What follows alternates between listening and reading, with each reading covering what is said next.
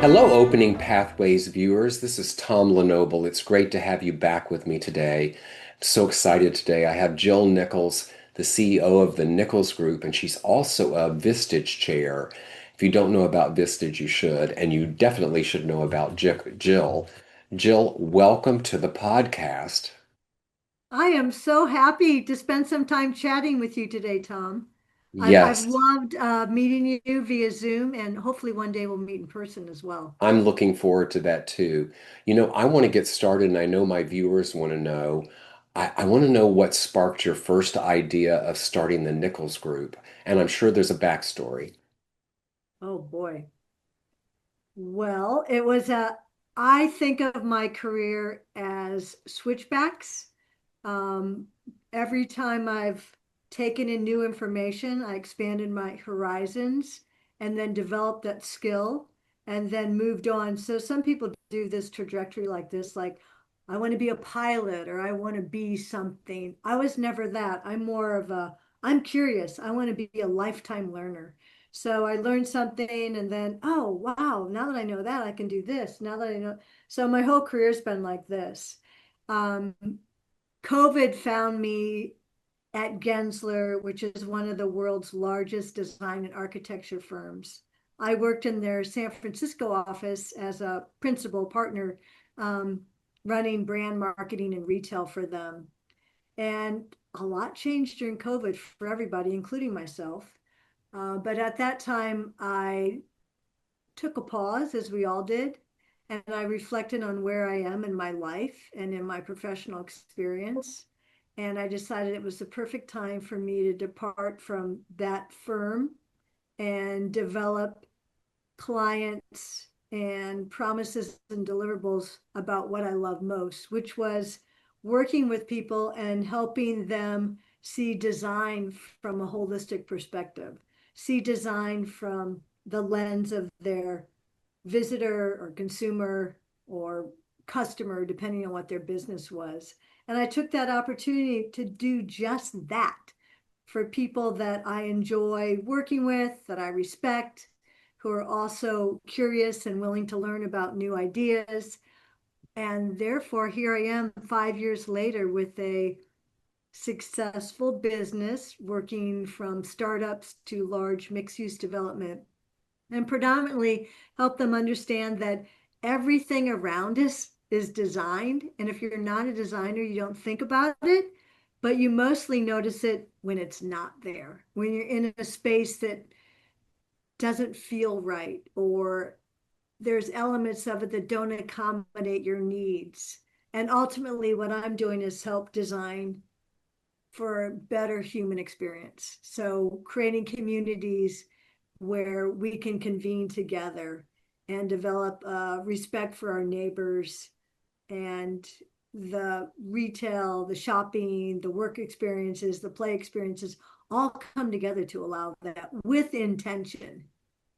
Wow, fascinating That's kind to of a have. long-winded answer, but No, it's I'm a big fan. wonderful. Understand what one's purpose is or what the purpose of a project or task.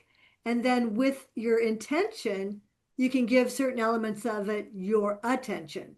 So I think that's part of how I work on a daily basis, focusing my attention on things that I intend to deliver or expand or highlight or put shine a light on. Yeah, it's fascinating to have this glimpse into this world of thinking about what's missing as opposed to what you need, and is fascinating to me. I want to know, was there a moment that Nichols Group got started and it was on the thing? Was there the moment when you knew this is the path for me? I knew right away because I was selecting what I did and with whom I did it with. And all the noise and distractions were not leading any of my decisions. The world was quiet. We were all working at home by ourselves, but seeking community around us. And I realized I didn't give any attention to those distractions, but I was giving my attention to the things that fulfilled me, and what challenged me. And that in itself allowed this business to evolve And people, called on me a lot based on the integrity that I demonstrated throughout my career and the contacts that I made. And just living within one's integrity and being open to what comes worked for me. I mean, I know you read it and you say it, but when I started trusting it, I realized this is what I want to do, where I'm putting my attention, and the things that were made me uncomfortable or uneasy in a negative way, not in a challenging way, I no longer gave those things my attention. So I'm just really grateful for the lovely people who have reached out to me to do the work that I'm doing. It's a conversation, it's a collaboration, it's working in cohort with my clients. I look at myself as I develop leaders as well. I also work with Vistage, and that is an exercise of doing one-on-one executive coaching with business leaders in the San Francisco Bay Area, as well as facilitating what we call peer groups, where a group comes together to work through challenges. And that's really allowed me to be a stronger, active listener and continue to deliver what I think of myself as a guide. I'm guiding people. I'm not giving you answers. I'm questioning your answers, and I'm asking you questions to provoke and guide and help one really trust in the journey that they're on. I bet there's a connection to this idea of identifying what's missing in both of these things you're doing. I'm sure now, and I know the viewers want to know at this point, there's some backstory, there's some role models, there's something that got Jill Nichols on the path that she's on and where you've been. Who are the role models? Who are the mentors that were in your life? I would say the who is really the what. So I'm always inspired by nature. I have this innate need to be outside, to be under the trees, to admire the wildflowers, to, look at the mountains. I'm an avid skier, mountain biker. I'm outside as much as I can on a daily basis. And I find that if you look at the intelligence of nature, that's my Bible. That's what's taught me everything, how different species work together, what the ecosystems do to prevent, for plants to thrive. Um, there's no drama in nature. Everything is there for beauty and love and health and thriving. And that is my guide. That's my guiding light for everything. And I pull that into how I lead every day of my life, the work I do, how I interact with not only my clients and my project teams, but also my family and my friends. And I really think of all things, there's no human that really guided me or mentored me, but I just look outside. I look at nature and learn from Love that. this. Yeah, wonderful. I encourage my viewers to do a little rewind and hear that, how important that nature is in Jill's experience. And if you look at Jill, you can see how that shines through as she talks about it. This idea of being present in nature and what's going on in that space and how that identifies and works for us in our own lives. Jill, let's move to leadership. I want to know what revealed your leadership style. What happened that defined who you are as a leader? Well, honestly, you have to take in all the experience one has. So it wasn't because I had all this fantastic experiences and I modeled them. Honestly, I can say that I've had some really a lot of struggles in my life and with some of the people that I reported to. And I learned a lot from them. I learned about things that I don't think worked or skills or methods of delivering that I don't support.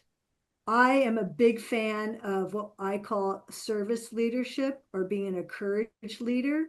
And to me, that often means holding up a mirror to people and helping them see themselves within the context of where they are at that moment.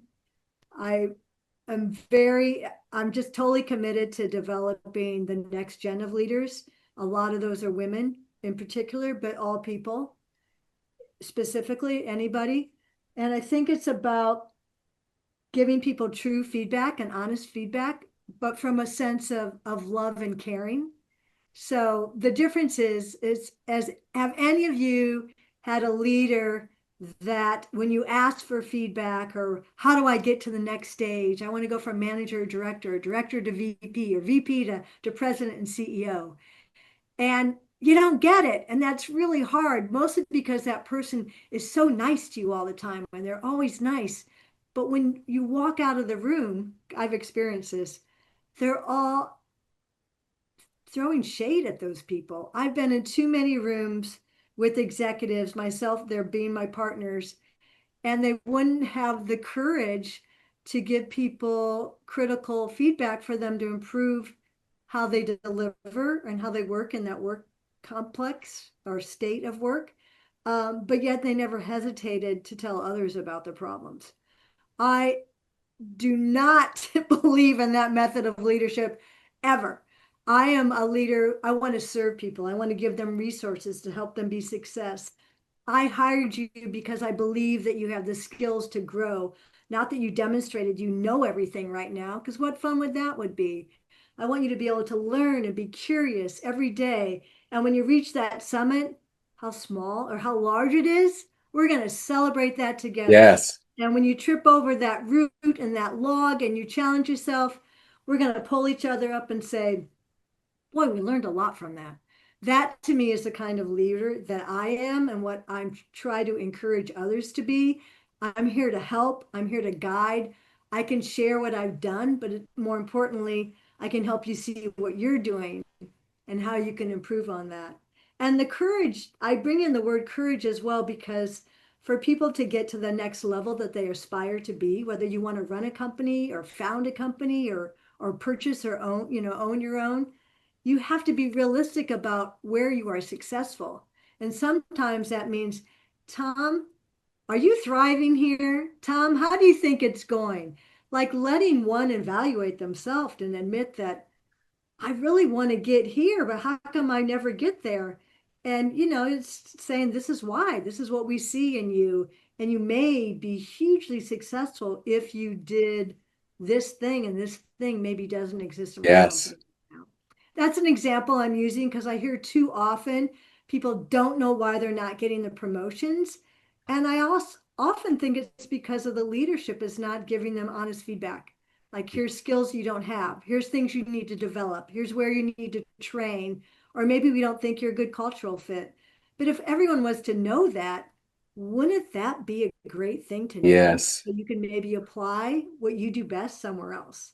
So that's a long-winded answer, but I really want people to have the courage to be a leader, to allow yourself to be frank and honest with people, but with kindness so they can Yes. be their best selves, whether within your organization or maybe that means somewhere else. Yes, But we'd Jill, all be a lot happier if we were.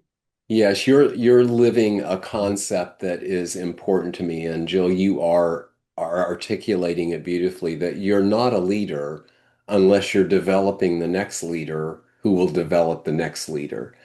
And even worse is the feedback that we've all received at some point that's not only not giving us feedback, but giving us false feedback that everything is okay when it's not, and that we're not having the difficult conversations with people that we are responsible to do. I believe that's part of, if you're going to be a leader, part of it is be able to have the difficult conversations. And I agree with you with kindness and respect, with clarity, with focus, and with ease and grace.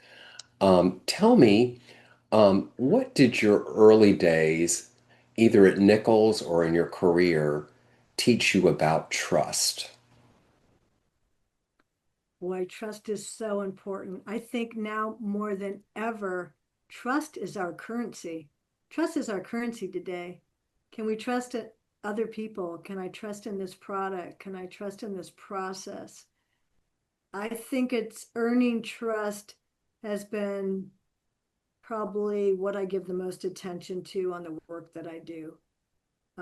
And some of the best recommendations and feedbacks that I honor is when a client can say, I trusted Jill to do the right thing for my company. I trust Jill for representing us. You know, if I can gain trust, everything falls into place after that. And how did I learn that? I think I just learned from feeling it and doing and experiencing mistrust. When you experience ill will or one experiences mistrust, it really put that spotlight on what was missing. And it was the key is trust. It makes everything, it smooths everything over, right? It makes all the holes in that cake all smoothed over. And that's what the icing Yes. does to it, right? Um, Gaining it, though, has to be done with authenticity. I know that's a funny word we're using right now, but you really have to be in you and in one's integrity and be present and take the stand of whomever you are, whether you're being a parent at that moment or you're a child at the moment or you're a representative of your organization. You have to stand in that role for the moment and then trust that all I can do is the best I can do. I can only do the best, but then Yes. do the best you can do, right? Trust it. You're doing the best you can do under the circumstances. And I think with anything, the more you do it, the better you get at it. And then the more you see where it's not there. Wow. Great, Jill. Thank you so much. I know this is so meaningful to so many people. I want to shift us a little bit. We live in this time of rapid technology. It feels like it's just moving so fast, and we're in this time of AI with all the controversy that swirls around it. And as you're growing companies, um, how do you manage keeping up with innovation and with sustainability at the same time of keeping the lights on? How do you keep current while making sure the bills are paid? Well, there's so much more I could learn. Absolutely. And with AI, it's moving so quickly. What we will consider AI a year from now will be quite different than what we have access to today, is what I believe. But one of the things I'm most grateful for is where I live. I mean, you can see this Golden Gate Bridge behind me. And if you're not from the area, but I know we both are, we both live here, we have experiences that no one else has. It's just part of where we live. Like we saw driverless cars long before people thought it could even be done, right? We were the first to trial Uber and Lyft and ride share before people in Kansas or Iowa or elsewhere had that access. So I am grateful where I live because we have innovation happening all around us and with new car brands. First it was Tesla, now it's Rivian and Lucid Motors and all these other automakers that are developing cars that maybe you don't see on the road elsewhere. So one of the first things is I think the region that we live in exposes us to new ideas every day. And the people that live here as well, many of them are experts in those technologies or how to think about those technologies and what it means for our life today and in the future. So that's number one. I have this sort of osmosis because I'm in San Francisco Bay Area. The other thing is I try to, as I age, not be afraid of using new tools. And it's okay to be a beginner. I have a beginner mindset on. I'm a lifelong learner, and I believe in being curious every day, which often means that I'm going to be trying new things that I'm not an expert at. But if I wait till I'm an expert at, I'm going to fall farther behind. So I'm a believer in testing, using things as applicable to not, don't give power to fear. Don't be afraid of anything because it's new to you. It's not new to somebody else. Somebody else is pretty adept at anything that's out there, but I'm new at it. And it's okay to be new and sort of fall over some things and come upon obstacles. I think that's life. No one has, it's not a golden path. And what fun Yes, would that be? If everything was done yes, for us yes. and we didn't have any hard knocks, you never skinned your knee. That would not be fun. I'm looking at my life as an adventure. And Yes. adventure means that there's things that aren't going to work, but there's things that are. And sometimes it hurts, but it's oftentimes very joyous. Yes. Viewers, we're getting some of life's wisdom from Jill today. Life's wisdom. Jill, Oh, I want thanks. to know about a risky decision that you made, a risky decision and that paid off, and what gave you the courage to act? Oh gosh, I make a lot of risky decisions. That's a really hard question for me. Um, well, sometimes it was about well, one specific, I won't name the firms, but it was time for me to move on from a position I had because I feel like I'd reached the top of what I could learn and what I could experience. And through that, I took on so much more information. I wanted to apply that to something else. And at the time, I had three different offers. I could go with what I knew, which was the same trajectory. I could go somewhere just a little departure from that, or I could make a really big departure. I decided I'm going to go all in and make the really big departure. It was really risky, but that new role, when I showed up saying what I knew, I didn't show up telling them all I didn't know because I know I'm a really quick learner and I could learn that. But that was one of the best things I did because I wasn't afraid of what I didn't know. Instead, I felt confident with what I did know. And I knew that those skills and that knowledge was valuable to that firm. But what that firm gave back to me was the opportunity to work with some of the biggest clients I've ever worked with, to become very sophisticated and polished in language, in presentation, in managing teams, enormous teams, um, just really catapulting me to a much higher level. It had its own challenges, right? I can't say that all these things are easy because then it wouldn't be an adventure. It was hard, but I took a big risk on myself, not a risk on the firm. I took a big risk on myself and I stepped in and I gave it everything I got and then some. I mean, it took a lot out of me, but when I lean into something, I do it 120%. I worked long hours, but I had huge gains. And I don't think I could have gotten that far that fast if I would have made one of the other two decisions. So you Amazing. kind of just, again, you have to just, if, but not be afraid to do something. But once you decide, you got to do it. You can't go halfway. You're all in my opinion, or don't do it at all because if you're only half there, you're going to flounder. You're not going to get the Yes. most out of anything. Yeah. How do you define success beyond metrics? Um, how you feel when you wake up every morning?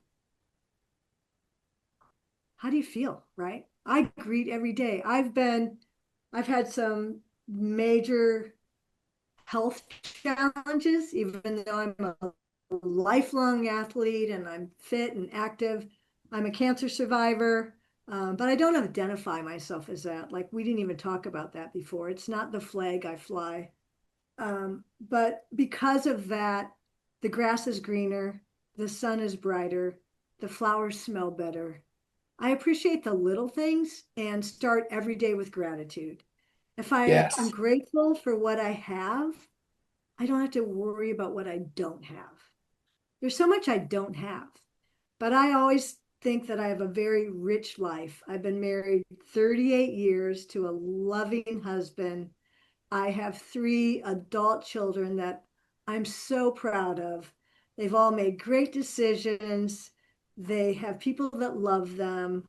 They found their own success in their own way. And I'm able to have conversations with people like you that we had never met, but you reached out to me, and I've learned so much from chatting with you. I am successful because I can find happiness in what I have, and I don't spend too much time worrying about what I don't have. And I think a lot of it is frame of mind. And if there's, I really believe in, and you put on the face that you want to see, and the emotions follow. So start your day with a smile. Why not start at least Yes. trying to feel good? And you know what? The rest follows that smile. I mean, it sounds kind of silly, but I kind of live what I believe, and people who love me or spend time with me know this about me. They also know I'm hard charging. I'm very, very driven. I work really hard. I get very serious about areas that I tackle and lean into. I have quite a competitive edge. I want to be the best. So in my latest thing, the last couple years, I thought, what can I do to be a beginner? What happens if I'm really bad at something? So I took up golf. There you go. It's so hard and I'm not good at it. But it just made me realize that, okay, there's going to be things that are hard. It's not the end of the world. Yes, you remind me to share that happiness is a choice. Yes. We get to make that choice. Someone doesn't do it for us. That's a thing we get to do for ourselves, whether we choose or not to be happy. What values are non-negotiable in your organization? Mutual respect, integrity, being open to new ideas, willing to learn something hard for you. I'd like to think it's about expanding how one thinks by taking in new knowledge. It sounds like a given, right? But it's not. Some people are like, no, that's not what I know. Well, okay, you're going to be you're stuck then. You have to be willing to take in new information and then respond by opening your horizons to how you manage that info, the next step, the thought. Those are non-negotiable for me. And kindness. I don't hire or work with anybody anymore that can't be kind.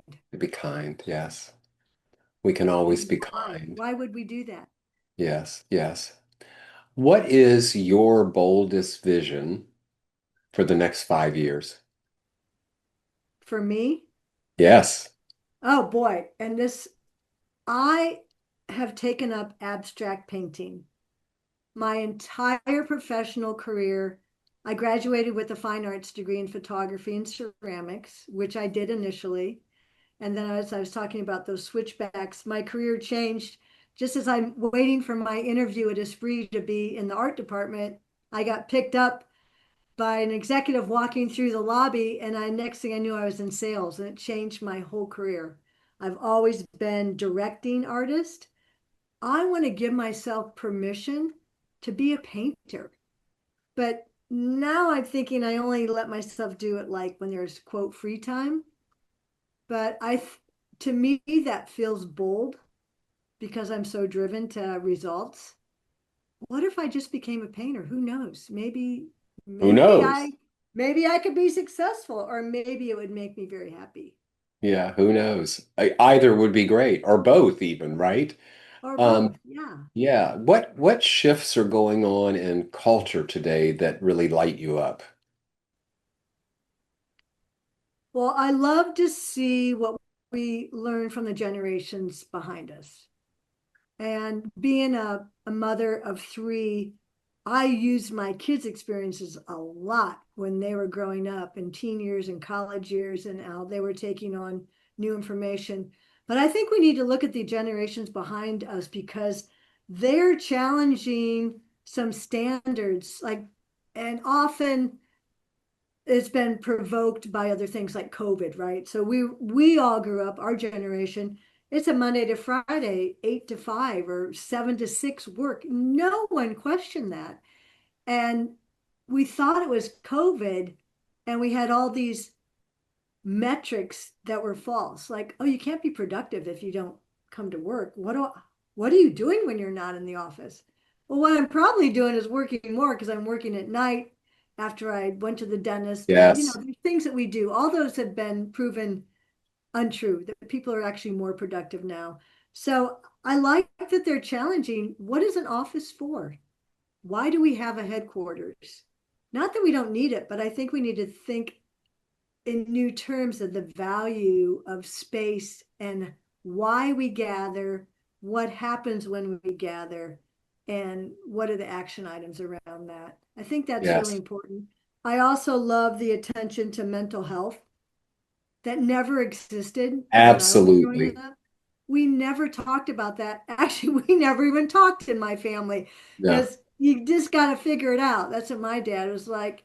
Figure it out. If you want anything, make it happen. That sort of, and it served me well, but I don't think it would serve the next generation yeah, well. no, yeah. We called it say we were told it was saving face, I think was the words that were used when I grew up. And I'm really Yeah. fortunate. I get to work with a lot of Gen Z, and I love their commitment to mental health, as you say, as well as this idea of when we work. It's sort of the thing we started saying a little bit. It's about did the work get done, but they're Yeah. taking it to the next level, and I just love the idea of working very hard and then taking meaningful breaks, like almost like miniature retirements, and exploring and having life experiences and not waiting till later for them is so important. Jill, what are you most hopeful for right now in the world? Oh my gosh. Can we be kind? I want two things.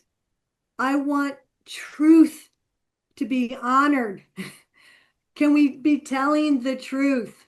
That would make me so happy. And then can you marry that with kindness? I think honoring truth and facts and science and kindness, the world would be such a better place. Yes. Thank you, Jill. I have one final question for you today. Um, if your younger self were listening to the recording of this podcast, what would you tell them? Go forth without fear. Do what's in your heart and just be you because no one else can be you. Don't be afraid to be yourself. Wonderful. Jill Nichols, CEO of the Nichols Group, Vistage Chair. I'll be watching this one more than once. Thank you for being with us today on Opening Pathways. Well, it has been my pleasure. I'm really grateful that you invited me to this conversation. Thank you. Thank you, Jill. And to my viewers, this is Tom Lenoble on Opening Pathways, and I'll see you next time.